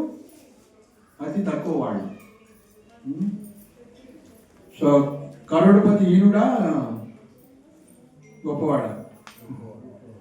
కరోడపతి హీనుడు అనమాట. ఎందుకంటే ఆయనకి భక్తి లేదు కాబట్టి హీనుడు. ఆయనకి కించిత్ మాత్రం కూడా స్వల్పమపి కూడా లేదన్నమాట. కాబట్టి అట్లాంటి వాళ్ళకు కూడా నిందకాది, కొంతమంది నిందిస్తూ ఉంటారు కృష్ణుని, భగవంతుడిని నిందిస్తారు. అట్లాంటి వాళ్ళని కూడా మరి ఎలా భక్తి వస్తుందంట? ప్రేమ భక్తి. అలాంటి వాళ్ళకు కూడా భక్తి ఇచ్చినటువంటి సర్వదాత సీతనాథ శాంతిపూర నాయకం, అలాంటి వాళ్ళకు కూడా భక్తిని ఇచ్చినటువంటి వ్యక్తి. ఎట్లాంటి వాళ్ళకి? నిందించే వాళ్ళకి, దీనులకు హీనులకు. దీనులు అంటే ఏం లేని వాడు, పాపం అభాగ్యుడు, భాగ్యం లేక. సో అలాంటి వాళ్ళందరూ ఎక్కడ ఉంటారంటే ఆయన శాంతిపూర నాయకుడు. శాంతిపూర్లో ఉంటారు ఆయన, శాంతిపూర్లో లీడరు అని చెప్తున్నారు. రాగరంగ సంగ దోష కర్మయోగ మోక్షణం. సో కాబట్టి కర్మయోగాన్ని, జ్ఞానయోగాన్ని, ఇట్లాంటి యోగాలన్నింటిని పాటించి కంక్లూజన్ తెలియని వాళ్ళు చాలా మంది ఉంటారు. సో వాళ్ళందరినీ కూడా మోక్షను ఉద్ధరించారు అని చెప్తున్నారు. సో ఈ frees one from the bondage of material attachments, bad association. So కాబట్టి మనందరూ కూడా ఇవన్నీ ఉంటాయి కదా, బ్యాడ్ అసోసియేషన్, చెడు సావాసాలు, అదేవిధంగా మెటీరియల్ అటాచ్మెంట్స్. ఏంటి మెటీరియల్ అటాచ్మెంట్ అంటే? అదే భౌతిక ఆసక్తి. ఏంటి? దేని మీద ఉండకూడదు. దేని మీద ఉంటే ఆసక్తి అంటారు? మనీ ఉండకూడదా? అయ్యో మీరు ఇట్లా చెప్తున్నారు ఇస్తాను. మనీ ఉండాలా వద్దా? లక్ష్మి వద్దా కావాలి? మనం ఆసక్తి ఉండకూడదు. లక్ష్మి కావాలి కానీ లక్ష్మి మీద ఆసక్తి ఉండకూడదు. లక్ష్మి ఉన్నా కూడా ఏం చేయాలి? ఎవరి సేవలో పెట్టాలి? నారాయణ సేవలో పెట్టాలి. లక్ష్మి ఉండి బ్యాంక్ వేసుకుంటే మనకి టెన్షన్, లక్ష్మి ఉండి మన జోబు వేసుకుంటే మనకి టెన్షన్, లక్ష్మి ఉండి ధనం ఉండి మన మెల్ల వేసుకుని అనుకుంటే డబ్బుల మాల లేకుంటే మకార మాల రంగులు వచ్చి చంపేసి తీసుకెళ్ళి. సో ఏం చేయాలి? కృష్ణుడి సేవలో కృష్ణుడికి పట్టీలు చేయించాలి, కృష్ణుడికి కిరీటం చేయించాలి. మనం పెట్టుకుంటే ఆ కిరీటం వాడు కలిపురుషులు వచ్చేస్తుంది. సో పరీక్షిత్ మహారాజు యొక్క కలిపురుషుడు శరణాగతులు అయినప్పుడు 4 ప్లేసులు ఇచ్చాడు. ఎక్కడైతే మాంసం ఉంటుందో, మద్యం ఉంటుందో, వ్యభిచారం ఉంటుందో, జోలం ఉంటుంది, ఈ 4 పనుల దగ్గర నువ్వు ఉండంటే తన రాజ్యంలో ఎత్తితే ఎక్కడ లేదు. పరీక్షిత్ మహారాజు పరిపాలనలో ఎక్కడ మాంసాహారి, మద్యం, వ్యభిచారం, జోలం చేసేవాడు ఎవరు లేడు. కలిపురుషుడు స్థానం లేదు. అయ్యా ఎక్కడ లేదు, ఏడు ఉండాలంటే సో 5వ ఇస్తున్నాను, గోల్డ్ ఎక్కడ ఉంటుంది అక్కడ పోండి. సో కాబట్టి గోల్డ్ ఇచ్చాడు. సో గోల్డ్ ఎక్కడ ఉంటుంది అక్కడ కూడా కలి ఎంటర్ అవుతుంది. చాలా జాగ్రత్తగా ఏం చేయాలా? గోల్డ్ మరి చక్కగా కృష్ణుడి సేవలో ఉపయోగించాలి. సో కృష్ణుడికి మందిరాలు కట్టడానికి, కృష్ణుడి అలంకరణ కోసం ఉపయోగించాలి. గోల్డ్ మీద ఆసక్తి ఉంటే చాలా కష్టం, భక్తి రాదు. అయితే పరీక్షిత్ మహారాజుకి ఏం జరిగిందంటే, ఆ శరణాగతి అయినట్టు కలి పురుషుడికి అది ఇస్తే, గోల్డ్ ఇస్తే, పరీక్షిత్ మహారాజు ఎవరు? పాండవుల యొక్క మనవుడు. వీళ్ళు మొత్తం నార్త్ ఇండియా మొత్తం కూడా ఇది చేసినప్పుడు ఈ యొక్క జరాసంధుడు కూడా వధిస్తారు కదా. జరాసంధుడు మహాపాపి అన్నమాట. 18 సార్లు కృష్ణుడి మీద అటాక్ చేస్తాడు, 17 సార్లు ఏం చేస్తాడు, 18 సార్లు కృష్ణుడు పారిపోతాడు. సో ఈసారి ఈయన చంపేవాళ్ళు చాలా మంది ఉన్నారా, నేను కాదు చంపకూడదు అని పారిపోతాడు కృష్ణుడు. ఏం చేస్తారు మరి? ఎలా చంపిస్తాడు కృష్ణుడు?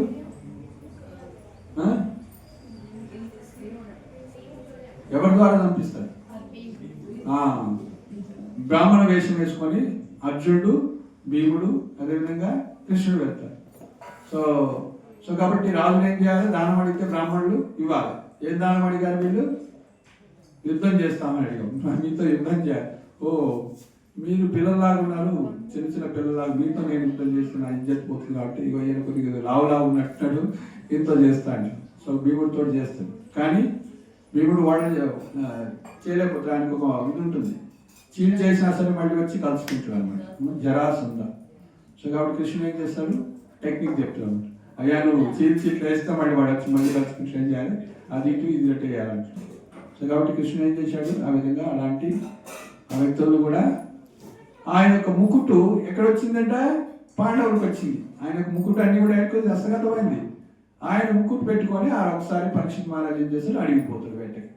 వెళ్ళినప్పుడు ఆ ముకుట్టు అంటే ఒక పాపాత్ముడి యొక్క ముకుట్టు పెట్టుకొని బంగారు కిరీటం పెట్టుకొని పోయి ఆ యొక్క కలిపురుషులు ఏం చేస్తారు, ఆ ముకుట్లో ఎంటర్ అయ్యి బంగారంలో ఎంటర్ అయ్యి మనసులో చిన్న చెడు ఈ యొక్క శృంగి ఎవరు శృంగి తండ్రి ముని మన తపస్సు చేస్తుంటే ఆ ఇంటికి వెళ్ళి దాహంతో అడవిలో శమిక ఋషి యొక్క ఆశ్రమంలోకి వెళ్తే దాహంగా ఉంది, మంచినీళ్ళు ఇవ్వండి అని అడుగుతారు. ఆయన పాపం జ్ఞానంలో ఉన్నాడు, ఆయన మేలుకు రాలేదు, ఆయన ఇవ్వలేదు, ఏం చెప్పలేదు. ఏంటి నేను రాజులు వచ్చాను కనీసం ఇది చేయట్లేదంటే ఆ ముక్కుట్లో ఉండి కలిపురుషుడు వీడు సంపద వదాలుడు అని సజెస్ట్ చేస్తాడు. మైండ్లో వీడు చంపేయాలని ఇస్తాడు అనమాట. ఏంటి నేను రాజుని కత్తి తీస్తాడు అనమాట. కత్తి తీస్తాడు కానీ నేను ధర్మాత్ముని నేను ఇది చేసాను, ఇదైతే తప్పు, బ్రాహ్మణులు మనం చేయకుండా రక్షించాల్సింది అని కత్తిలాలు పెట్టుకొని మళ్ళీ అలా చూస్తున్నప్పుడు చచ్చిపోయిన పాము దూరంగా పడుతుంది, అది తీసి అడేసిపోతాడు. అంటే కలిపురుషుడు అప్పుడు నవ్వుకుంటారా మొత్తానికి గొలాట పెట్టేసాడు. సో అది వేసి పెడితే ఆయనకి ఆ యొక్క పుత్రుడు ఎవరైతే చూసిండో వాళ్ళ అబ్బాయి శృంగి చూసి ఎవరైతే ఈ పని చేశాడో 7 రోజుల్లో మరణించగాక తక్షకుడు అనేటువంటి సో పాము ద్వారా కాటి ద్వారా అని చెప్పించిన తర్వాత వాళ్ళ నాన్నగారికి తెలుస్తున్నారే ఇట్లా ఎందుకు చేసిన ఆయన ఎవరనుకున్న చక్రవర్తి అందరి యొక్క రక్షకుడు, దానికి ఇంత మరణాన్ని ఇస్తావా, అసలు నువ్వు మిస్యూజ్ చేస్తున్నావు పవర్స్, అందుకే విడివిడి జ్ఞానం ఉన్న వాళ్ళకి జ్ఞానం ఇదంతా కూడా పవర్స్ ఇవ్వకూడదు అని అప్పుడు మళ్ళీ ఆయన తెలుసుకుంటాడు అన్నమాట. సో అనవసరంగా మీరు ఇచ్చేశారు, సో కనీసం ఇన్ఫర్మేషన్ ఇద్దామని ఇన్ఫర్మేషన్ పంపిస్తారు ఇలా జరిగిందని. సో అప్పుడు ఆయన మొత్తం రాజ్యాన్ని తన కొడుకు ఇచ్చేసి సో జనమేజయుడికి ఇచ్చేసి మరి అంటే భగవంతుడిని శరణాగతి పొందుతారు అనమాట. గంగా తీరంకి వచ్చేసి నేనేం చేయాలని అడుగుతున్నప్పుడు ఋషులందరూ కూడా చెప్తారు, మీరు భగవంతుని స్మరించండి, భగవంతుని గురించి వినండి అని సుఖదేవ గోస్వామితో శ్రీమద్ భాగవతం చెప్తారు. సో కాబట్టి భగవద్గీత రావడానికి కారణం ఎవరు, పాండవులు అయినటువంటి అర్జునుడు కాదు. ఇక్కడ భాగవతం రావడానికి వాళ్ళ ముని మనవుడు అన్నమాట, పరీక్షిత్ మహారాజే కారణం అనమాట. సో కాబట్టి పాండవులు ఎంత ప్రీతిపాత్రలో మనం తెలుసుకోవచ్చు. ఈ విధంగా వాళ్ళ ద్వారా సాగుగా మనందరూ కూడా సో ఈ యొక్క భగవద్గీత భాగవతాది గ్రంథాలని మనకి అద్వైతాచార్యులు కూడా వచ్చి మళ్ళీ అదే చెప్తున్నారు. మహావిష్ణు అయ్యా ఈ యొక్క మాయలో ఉండకండి, ఆవరణాత్మక శక్తి ఏం చేస్తుందంటే ఇవన్నీ ప్రక్షేపాత్మక శక్తి అంటే మనము ఈ మాయ 2 రకాలుగా ఆవరిస్తుంది, మనని పట్టుకొని ఉంటుందని చెప్పాం కదా. ఒకటి ఆవరణాత్మక శక్తి, రెండోది ప్రక్షేపాత్మక శక్తి అన్నాం. ఆవరణాత్మక శక్తి అంటే మన యొక్క స్వరూపాన్ని డక్ చేసింది, అంటే ఏంటో తెలియకుండా చేసింది. నేను ఫలాని వాళ్ళ అబ్బాయిని తెలియకుండా చేసింది, మాయ పని చేసుకుంది.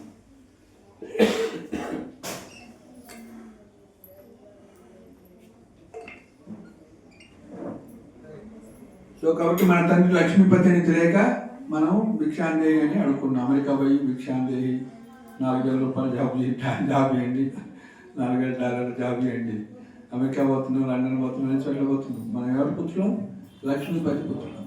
కానీ అది మర్చిపోయినాం. కానీ అది గుర్తు చేసుకుంటే మనం ఎవరిని అడుక్కోవాల్సిన అవసరం లేదు. సో కాబట్టి ఇంకోటి ప్రక్షేపాత్మక శక్తి అంటే సార్ ఈ 2 కన్ఫ్యూజన్ ఉంటుంది. ఆవరణాత్మక శక్తి, ప్రక్షేపం. ఒకటి ఏం చేస్తుంది, నిన్ను నీ స్వరూపాన్ని మర్చిపోయేటట్టు చేస్తుంది. ఇంకోటి ఏం చేస్తుంది, నువ్వు ఎక్కడున్నావు అక్కడ ఆనందంగా ఉన్నట్లు ఫీల్ అయిపోయేట్టు చేస్తుంది. పంది మంచిది తింటుందో ఆహా నాకు మించినవాడు ఎవరు లేడు అనుకుంటున్నా, తిరుపతి లడ్డు తెచ్చాను తినంటే అది తిందన్నమాట. దానికి రుచి ఉందా, లేదు. సో కాబట్టి మనము మలంలో కీటకమైనా కూడా నేను చాలా ఆనందంగా ఉన్నాను మనందరూ, అందుకే అందరూ అడుగుతారు ఎలా ఉన్నావు, how are you, fine fine. వాడు సఫర్ అవుతూనే ఉంటారు రోజు, కంటి నొప్పి, పంటి నొప్పి అన్ని, శరీరం మనసు బాగా ఇబ్బందులు పెడుతుంటుంది, శరీరం ఇబ్బందులు పెడుతుంది. ఇది ఎంత బాగుంటుంది, ఇతరులు ఇబ్బందులు పెడతారు, ఆ పాములే కావచ్చు, ఇతర జీవులు. సో అన్న బాగానే ఉంది, ఎవరు ఇబ్బందులు పెట్టడం ప్రకృతి సమస్య చేస్తుంది. ఆ విధంగా ఆధ్యాత్మిక, ఆది భౌతిక, ఆది దైవిక క్లేశాలు ఈ లోకంలో 3 తాపాలు ఉండనే ఉన్నాయి. ఎలా ఉన్నామంటే బాగున్నాము, ఎట్లా బాగుంటావు, బాగుండవు. దుఃఖాలను జైల్లో ఉన్నవాడు ఎలా ఉన్నారంటే బాగున్నాం, ఎడ బాగున్నాం, దుఃఖాలు ఉంటాయి, అందరికీ దుఃఖమే వస్తుంది. సో ఎంత దుఃఖం గ్యాప్ అంటే మనం ఎప్పుడైనా కొద్దిగా దుఃఖం లేదని అనిపించింది ఏంటంటే gap between misery and misery. So ఒక దుఃఖం ఇంకొక దుఃఖం మధ్య గ్యాప్ ఉంటుంది కదా, అది ఊపిరి పీల్చుకున్నప్పుడు గ్యాప్ ఇస్తున్నాం, తర్వాత మళ్ళీ ఇంకోటి సార్. సో కాబట్టి మనం భగవంతుడు నిత్యం స్మరిస్తే ఎలాంటి దుఃఖం ఉన్నా కూడా అది మనని ప్రభావితం చేయలేదు. లేదా భగవంతుని స్మరించగలిగినట్లయితే ఎలాంటి దుఃఖం ఉన్నా కూడా మనం దాన్ని దాటగలుగుతాం. పాండవులకి ఎన్ని దుఃఖాలు రాలే, ఎన్ని కష్టాలు రాలే, వాటిని కూడా వాళ్ళు జయించగలిగారు. సో కాబట్టి శుద్ధ భక్తి చేస్తే ప్యూర్ డివోషన్ సర్వీస్ ఏమవుతుందంట, క్లేశగ్ని, మన కష్టాలన్నీ నివారణ. ఏం క్లేశాలు ఉన్నాయి మనకి? ఉన్నాయేమన్నా? చాలా క్లేశాలు ఉన్నాయి. అసలైన క్లేశం మృత్యువని మనం గుర్తించామన్నమాట. కాబట్టి క్లేశగ్ని అంటే మనకి ఈ త్రివిధ తాపాలు జన్మ మృత్యు నుంచి కూడా బయటపడుతున్నాం. క్లేశగ్ని అంటే అన్ని రకాల క్లేశాల నుంచి బయటపడుతుంది.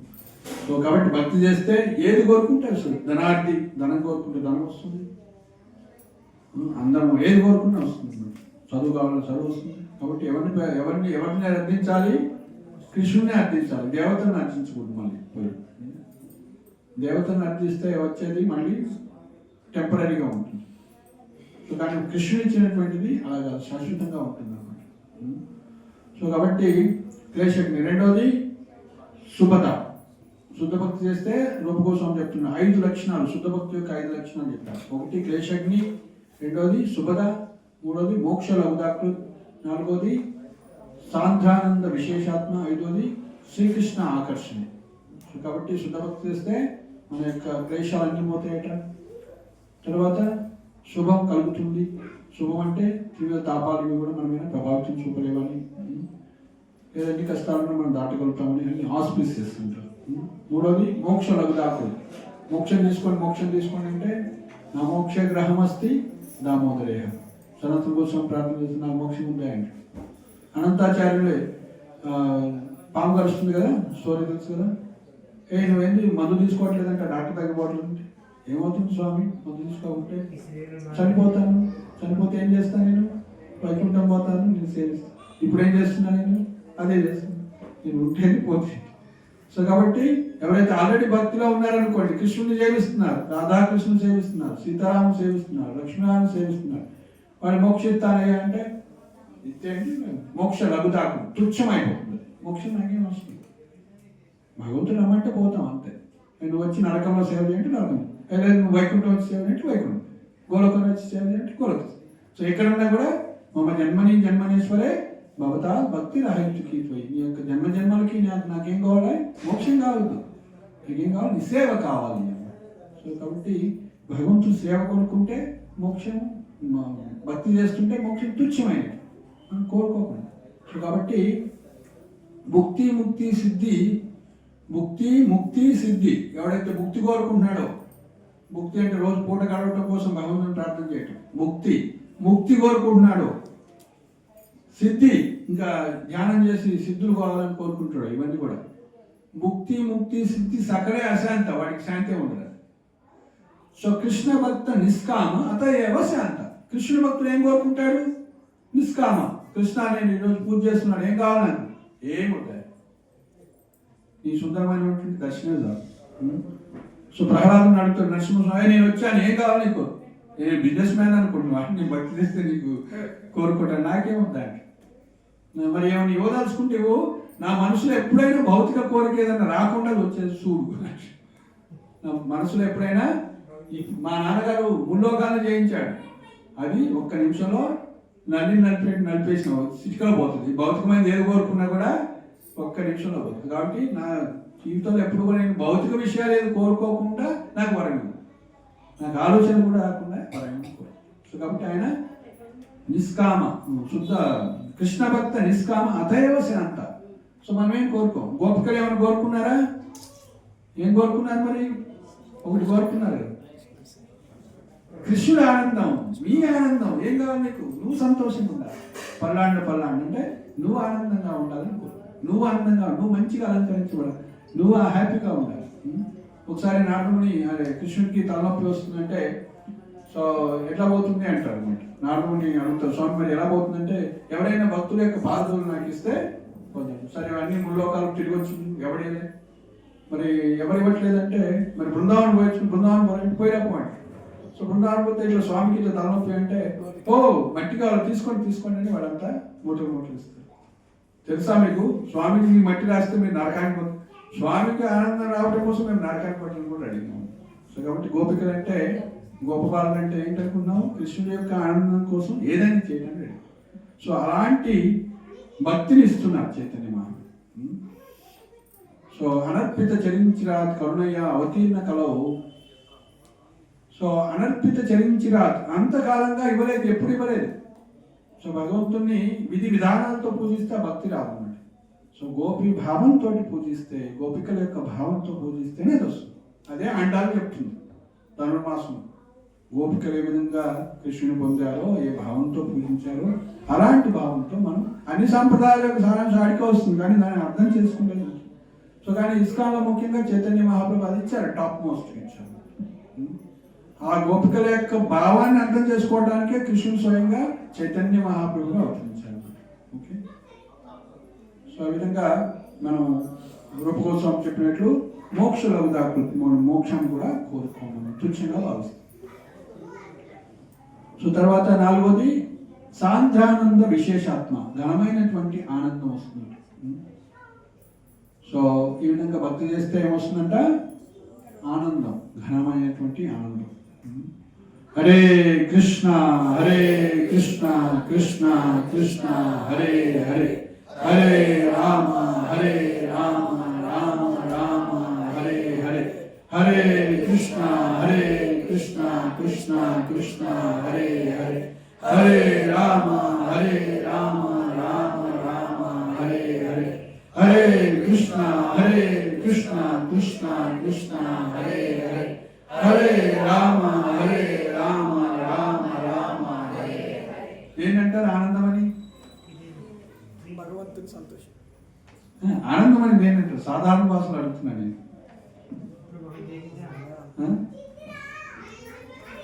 10వ తరగతి చదివే పిల్లవాడిని అడగండి, ఏం చేద్దామని ఈరోజు అంటే చక్కగా ఛాన్స్ వచ్చి సినిమా పోదాం అనుకుంటాడు. సినిమా పోవడం ఆనందం అనుకుంటాడు లేదా?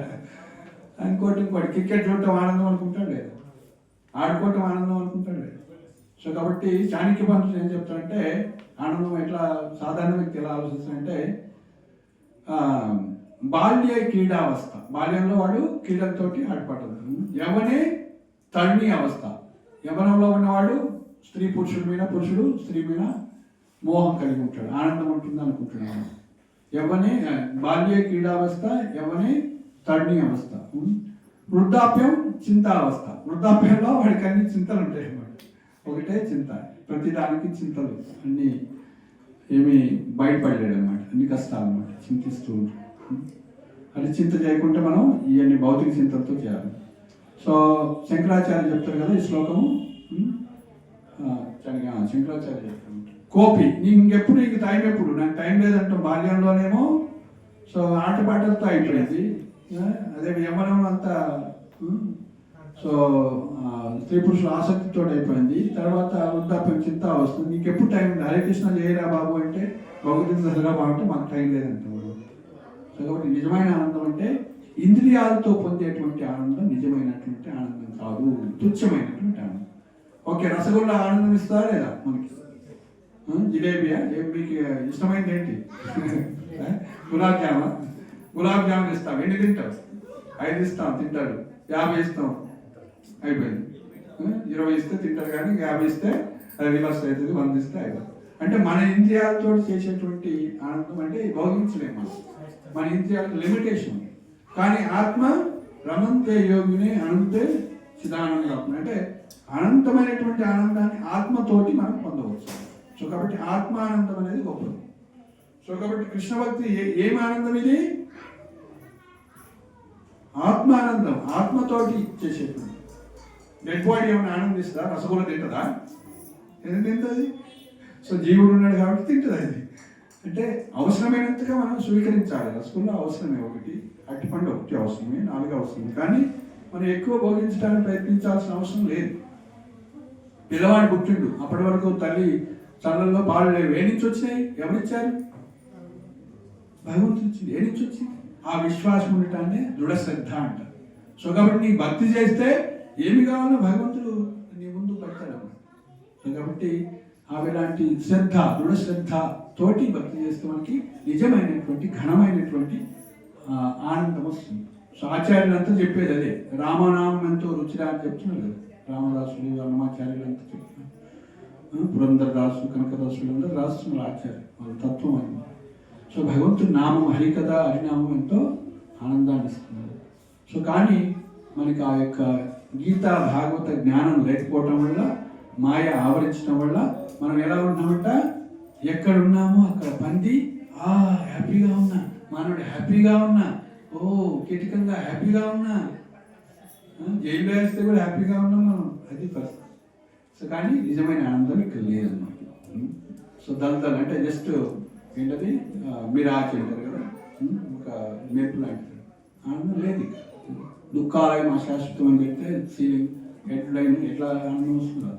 సో కాబట్టి అల్టిమేట్గా ఐదోది, సో క్లేశాగ్ని శుభద మోక్షరఘుదాకృ శ్రీ సాంద్రానంద విశేషాత్మ. ఐదోది శ్రీకృష్ణ ఆకర్షణ. మనము నామం చేస్తే, హరికథ చెప్తే కృష్ణుడు వచ్చి ఇక్కడ కూర్చుంటున్నాడు ఇట్లా భగవంతుడు. సో రోహిణి మాత కృష్ణుడి గురించి చెప్తుంటే కృష్ణ బలరాములే వచ్చి వింటారు, అదే జగన్నాథ రూపం. సో కాబట్టి ఎత్ర గాయంతి మద్భక్త తత్ర తిష్టామి నారద, నాహం తిష్టామి వైకుంఠే నచ యోగి హృదయేషు తత్ర తిష్టామి నారద ఎత్ర గాయంతి మద్భక్త. హరే కృష్ణ కృష్ణ కృష్ణ హరే హరే, హరే రామ రామ రామ హరే. నామం చేస్తుంటే కృష్ణుడు అక్కడ వస్తాడు, కానీ మనం చూడలేదు, మనకు అనిపిస్తుంది. నామం అంటే కృష్ణుడే, ప్లస్ ఆయన సాక్షాత్ కూడా ఉంటాడు. వేదం శుద్ధ భక్తులు చేస్తే వచ్చి అక్కడ కూర్చుంటాడు, చూడగలిగిన వాడు చూడగలుగుతాడు. సో కానీ మనకి ఆ యొక్క ప్రేమాంజనం లేదు కాబట్టి చూడలేదు. సో కాబట్టి కలియుగంలో మనం నామం చేయాలి, హరినామం చేయాలి. ఇది బోధించడమే, దానికి బోధించడం కోసమే అద్వైతాచార్యులు రోజు అవతరించారు. సో మనం ఉన్నటువంటి చిన్న టైంలో మనం ఎంత ఎప్పుడు స్టార్ట్ చేసాం, 12 బాగు స్టార్ట్ చేసాం. హరే కృష్ణ కృష్ణ కృష్ణ హరే హరే, హరే రామ రామ రామ. శ్రీ అద్వైతాచార్య की जय, गुरु श्री प्रभुपाद की जय, अद्वैत सप्तमी की जय, रथ सप्तमी की जय. हरे कृष्ण.